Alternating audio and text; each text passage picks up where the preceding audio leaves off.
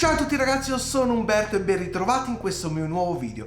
Oggi voglio parlarvi di una persona, di un serial killer più che altro, che è il peggiore di tutti. Lo so, l'ho già detto in qualche video fa. Infatti in un video precedente dove parlavo appunto sempre dei serial killer, avevo detto che questo secondo me era il peggior mostro di tutta la storia. Beh ragazzi, mi sbagliavo letteralmente. Il peggior serial killer del mondo secondo me è proprio la persona di cui sto per parlarvi, e si tratta appunto di Gary Leon Ridgway. Gary nacque a Salt Lake City, nello Utah, da Mary Rita Seidman e Thomas Newton Ridgway. Aveva due fratelli, Gary Leon e Thomas Edward. È cresciuto nel quartiere di McMicken Heights, che si trova a Washington, ma più precisamente a SeaTac. La madre era una persona dominante e, secondo lui, sessualmente anche molto provocante, mentre il padre invece era solito frequentare le prostitute. Tutte queste situazioni avrebbero creato un forte disagio a Gary, cambiandone sia il carattere ma soprattutto la personalità.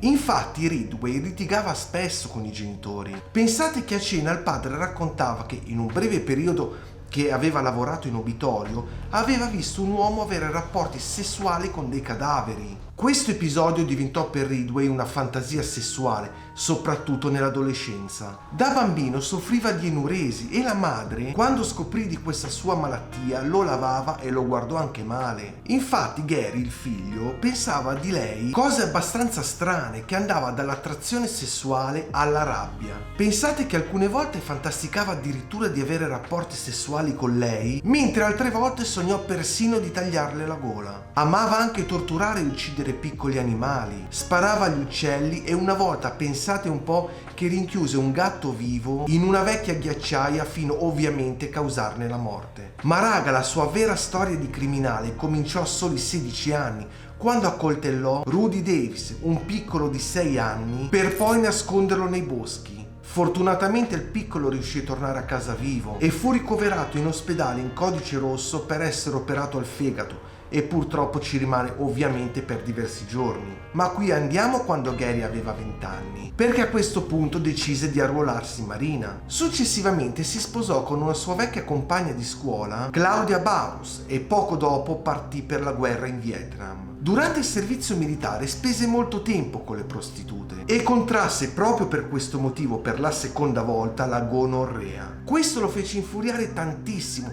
ma nonostante ciò continuò ad avere rapporti non protetti con molte altre prostitute. Il matrimonio con Claudio finì molto presto, dopo circa un anno. Divorziarono il 14 gennaio del 1972 a causa della reciproca infedeltà, quindi raga, anche la moglie non era un granché di persona, Ma andiamo all'anno successivo, perché il 14 dicembre del 1973 Gary si risposò con un'altra donna di nome Marcia Winslow, della quale si era innamorato l'anno precedente, ma anche questo matrimonio fallì molto presto. E sapete per quale motivo? Anche questa volta per infedeltà reciproca. Raga, mettetemi nei commenti voi piuttosto cosa ne pensate di questa storia, perché a me sinceramente pare che queste persone qui abbiano la calamita per fare certe cose, siano proprio predisposti. Ma infatti proprio in questo periodo, dopo poco tempo, diventò un fanatico religioso, cominciò a leggere la Bibbia, ma non solo a casa, anche al lavoro. Ma in più costringeva anche la terza moglie. Avete capito bene raga,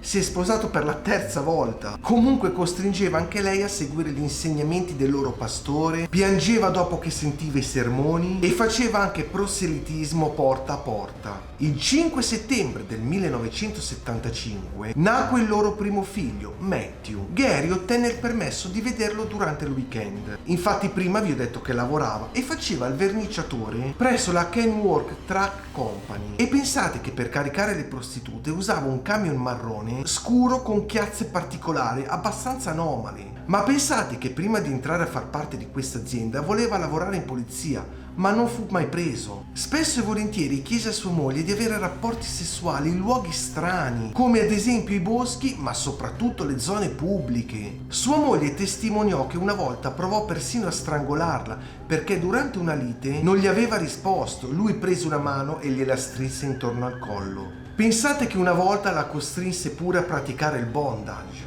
Praticamente ragazzi, questo aveva un appetito sessuale incredibile, insaziabile, e chiedeva anche alle varie mogli, senza addirittura, pensate un po', temere dei vari mariti, e alle sue vecchie amiche oltretutto, di copulare più volte al giorno, e come sempre in luoghi strani, boschi e aree pubbliche. I familiari e gli amici però lo conoscevano come una persona pacifica, ma non solo, anche amichevole, se tuttavia piuttosto strana. Intorno al 1985 cominciò a frequentare una donna di nome Judith Mawson, con cui si sposò il 12 giugno del 1988. Lei notò che il marito usciva di casa molto presto per svolgere dei lavori extra, ma in quei momenti avrebbe potuto commettere dei delitti. La signora Mawson non sospettò mai che Ridgway poteva essere il Green River Killer. Prima dell'arresto, che avvenne nel 1987, non conosceva nemmeno il caso e tantomeno conosceva lui, perché non seguiva i notiziari. Secondo le future testimonianze del killer, che poi approfondiremo, questo matrimonio lo rese particolarmente felice perché disse che lo fece uccidere di meno. Il 21 gennaio del 1988 il padre morì dopo una lunghissima lotta contro l'Alzheimer, mentre invece il 15 agosto del 2001 la madre morì di cancro.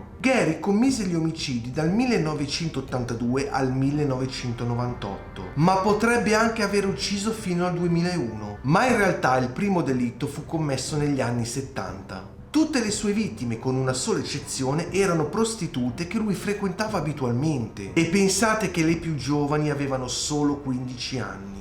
Gran parte di esse le abbordò nella Pacific Wade Sud, una strada a luci rosse vicino all'aeroporto di SeaTac. L'area colpita fu la contea di King a Seattle. Gary le caricava sul suo pick-up e, per tranquillizzarle, pensate un po' che le mostrava addirittura la foto di suo figlio. Una volta raggiunta un'area isolata, portò la vittima sul retro del furgone per la prestazione. Purtroppo, una volta terminato quello che stava facendo, le strangolava a mani nude o con un laccio. Pensate che su alcuni corpi questo laccio era stretto talmente forte da lacerare persino la carne. In molte altre occasioni, soprattutto nei primi delitti, le uccideva invece in casa sua. Dopo che una vittima ebbe svuotato la vescica mentre veniva strangolata, gli balzò per la testa un'altra idea assurda, perché le portava a casa e prima della prestazione chiese a tutte di urinare. Raga, mettetemi anche qui nei commenti cosa pensate di questa persona, che non so se ce l'ha il cervello, se ce l'ha,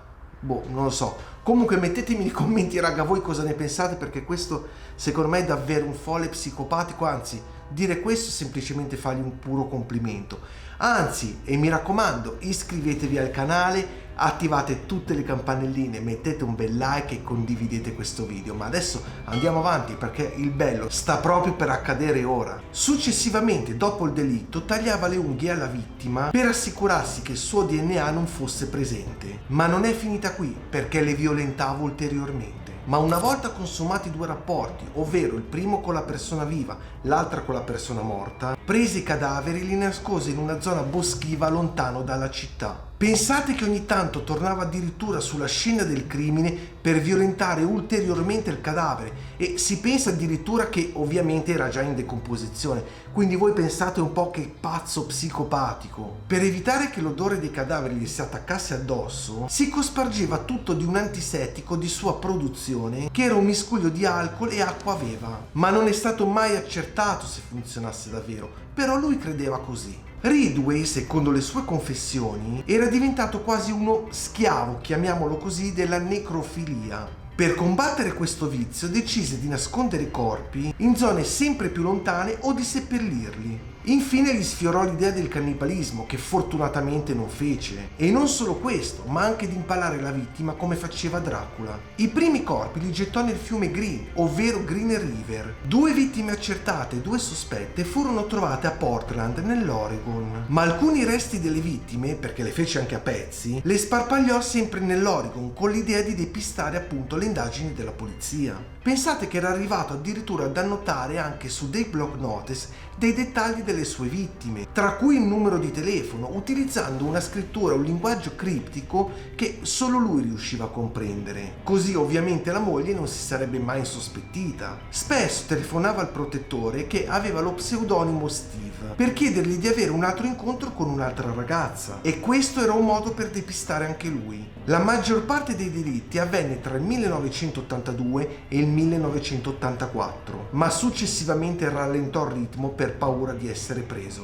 La prima scoperta ufficiale di un suo delitto avvenne il 15 luglio del 1982, quando un collezionista di cianfrusaglie di nome Robert Hyson, che aveva 41 anni, attraversò con un canotto la sponda del fiume Green River, ma notò qualcosa di strano sul fondo, qualcosa che aveva tutti gli aspetti di essere un manichino, che in realtà non era un vero e proprio cadavere di una donna. Accanto ce n'era anche un altro, trattenuto dai sassi sott'acqua. Pensate che quel poveretto cadde in acqua per lo shock più totale e si mise a nuotare velocissimamente verso la riva, chiamando la polizia. Mentre le forze dell'ordine recuperavano i corpi, lo sceriffo David Richard si mise a perlustrare anche tutta la boscaglia attorno, e indovinate cosa trovò? Un terzo cadavere. Questo cadavere era seminudo, con dei jeans avvolti intorno al collo e contusioni su braccia e gambe, molto probabilmente causati dalla lotta. Poco tempo prima erano stati effettuati altri 2 ritrovamenti. Una si chiamava Wendy Lee Caulfield e l'altra Debra Bonner. Ma raga, torniamo ai cadaveri che la polizia è riuscita a estrarre dal lago. Erano pieni di bruciature, gonfi e infestati da larve. Immediatamente si diffuse la notizia a destra-sinistra e l'assassino fu soprannominato appunto Green River Killer.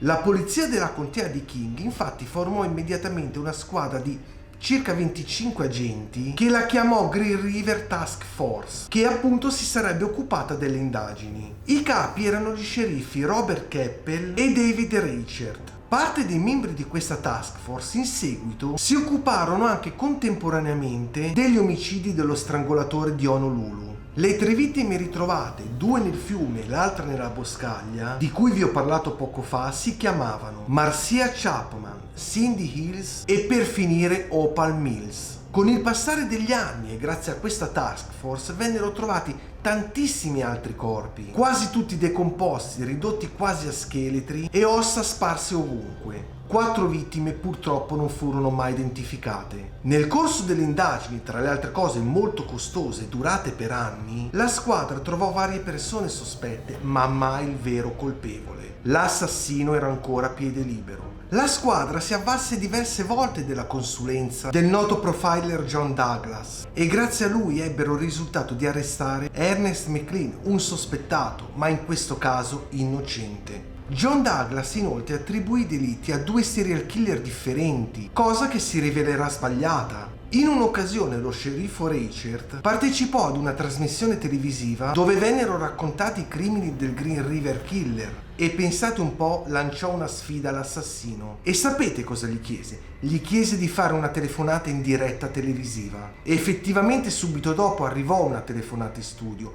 ma purtroppo era solo quella di un mitomane. In generale la stampa, soprattutto durante i primi periodi dei delitti, si occupò di sensibilizzare le persone sul caso. Solamente ogni tanto fu d'intralcio. Ad esempio quando rivelò che l'area del Green River era sorvegliata da camion mimetizzati della polizia. Nel 1984 Dave Richard fu rimpiazzato dal maggiore Richard Krasky e la task force fu riorganizzata. Verso la fine dello stesso anno, Theodore Robert Bunny, un noto serial killer, si offrì di partecipare alle indagini. Era stato arrestato nel 1979 dopo aver ucciso 30 ragazze in vari stati americani e al momento era imprigionato in Florida. Lui attirava a sé le vittime in 2 modi: o le faceva entrare in macchina e le imprigionava in quanto appunto mancava la maniglia della portiera del passeggero, oppure il secondo modo era quello di rapirle vestendosi da poliziotto. Processato, tentò di difendersi da solo, in quanto comunque era un avvocato perché aveva studiato legge, ma pensate un po', venne condannato a morte. Sembrerebbe che si sia offerto di aiutare la polizia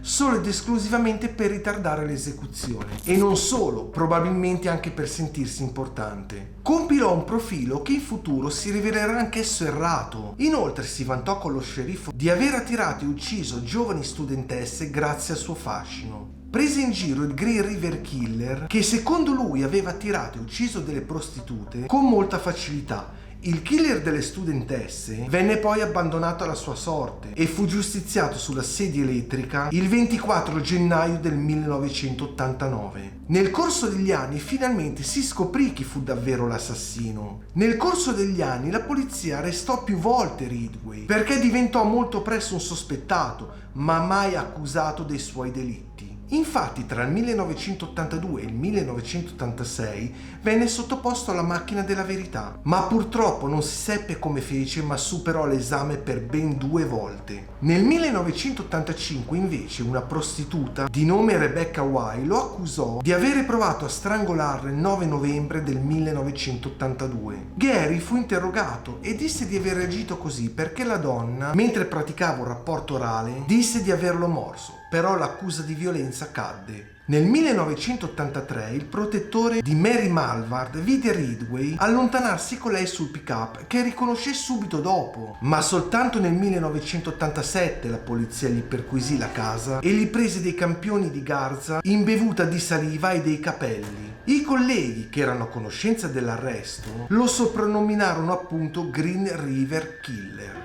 Durante gli interrogatori ammise di aver conosciuto varie vittime e anche in diverse occasioni molti testimoni hanno riconosciuto il suo furgone. Ma ritorniamo un attimino a quello che vi ho detto poco fa, raga.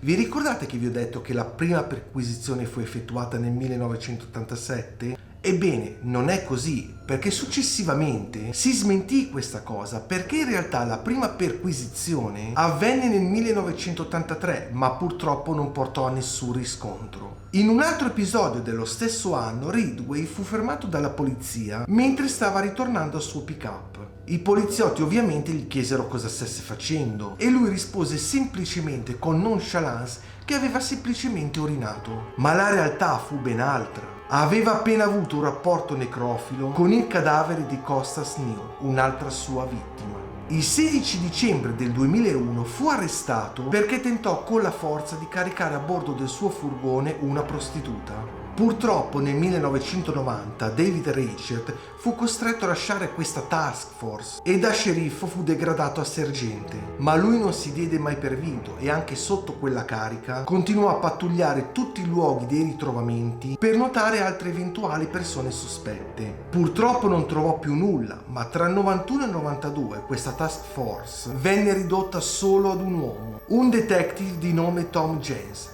Purtroppo il caso rimase ancora insoluto. Fino ad allora la polizia mise insieme i casi di sparizioni e delitti di prostitute nelle aree di Seattle, Tacoma e Portland. Ma udite udite, perché in totale attribuì al killer oltre 70 omicidi, ma accertati furono solamente una quarantina. Con il passare del tempo la ricerca scientifica fece passi da gigante e perfezionò anche la tecnica dell'estrazione del DNA. Infatti nel settembre del 2001 David Richard e altri agenti riaprirono il caso e iniziarono proprio a riesaminare lo sperma trovato nella vagina di alcune prostitute. Dopo aver estratto il DNA lo paragonarono a dei vecchi campioni di garza che vi ho parlato prima, vi ricordate? Quelle impregnate di saliva e di capelli, che erano rimaste conservate dal 7 aprile del 1987. A quei tempi, dai campioni biologici di quel tipo, si poteva prelevare solamente il gruppo sanguigno, ma non il DNA. Il risultato dell'esame fu che Gary Leon Ridgway le aveva violentate. Il 10 settembre, quando lo sceriffo Rachel lo venne a sapere, scoppiò a piangere per la gioia. Infatti, come ammise lui stesso, è da molto tempo che nutriva molti sospetti su Ridgway. Questo famigerato killer fu arrestato il 30 novembre del 2001 a Renton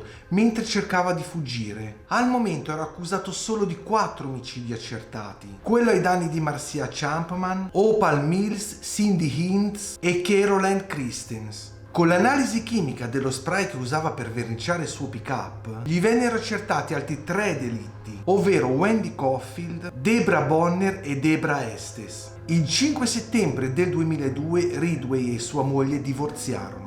La polizia lo avvertì che se avesse confessato subito i suoi delitti avrebbe avuto pochissime possibilità di scampare la pena di morte durante il processo. Ridgway ascoltò i consigli e patteggiò con la polizia e confessò palesemente di essere il Green River Killer. Il 5 novembre del 2003 confessò di aver commesso tutti i 48 omicidi scritti nella lista della polizia. Con il suo aiuto, infatti, nello stesso anno vennero ritrovati altri 3 corpi. Il 16 agosto quello di Pammy Annette e tra il mese di agosto e quello di ottobre quello di Mary Malvan e April Buttram. Ma purtroppo quest'ultimo era addirittura decapitato. Ma il 23 novembre fu ritrovato un altro cadavere ancora. La vittima si chiamava Tracy Winston. L'ultimo cadavere, quello di Barry Marrero, sarà ritrovato solo il 21 dicembre del 2010. Pensate che in totale gli agenti di polizia ritrovarono ben 49 corpi. In alcuni interrogatori successivi confessò prima 52 delitti, poi 65 e per finire, come se non bastasse, 71. Quest'ultima la fece il 31 dicembre del 2003. La dichiarazione che confessò i 65 delitti è contenuta in un nastro della polizia che venne diffuso il 9 febbraio del 2004. Il 18 dicembre del 2003 il giudice Richard Jones lo trovò colpevole di 48 omicidi e gli diede 48 ergastoli e 480 anni di carcere senza la possibilità di uscire sulla parola. Aggiunse infine un'altra condanna al carcere a vita. I 480 anni di carcere gli derivarono dalla manomissione di tutte le scene dei crimini. Raga, alla corte sapete cosa gli disse? Gli disse che aveva ucciso talmente tante di quelle prostitute da aver addirittura perso i conti. E sapete come evitò la pena di morte? Solo grazie al patteggiamento. Nel novembre 2005 venne ritrovato il teschio mancante di Tracy Winston, ma non nei paraggi del suo corpo,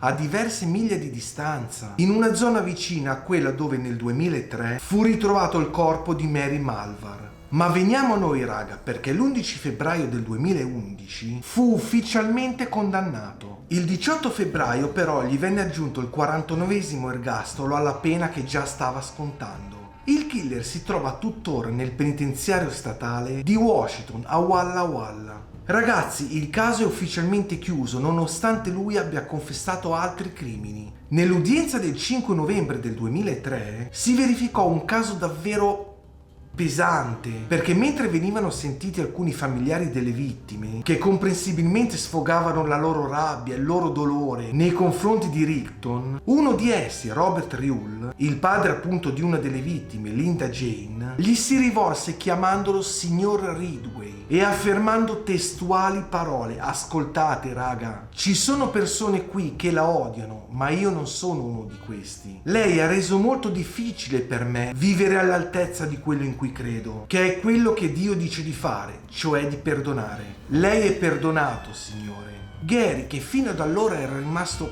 praticamente impassibile, scoppiò in un pianto interminabile. Raga, anche per oggi questo mio video termina qua. Se vi è piaciuto, mi raccomando, iscrivetevi al canale, tempestate di like questo video, soprattutto attivate tutte le campanelline e commentate, perché io adoro tantissimo leggere i vostri commenti e rispondervi. Quindi per ora, ma solo per ora, io vi saluto, vi auguro un buon proseguimento di settimana e noi ci vediamo molto presto nel nostro prossimo video. Ciao a tutti raga e stay tuned!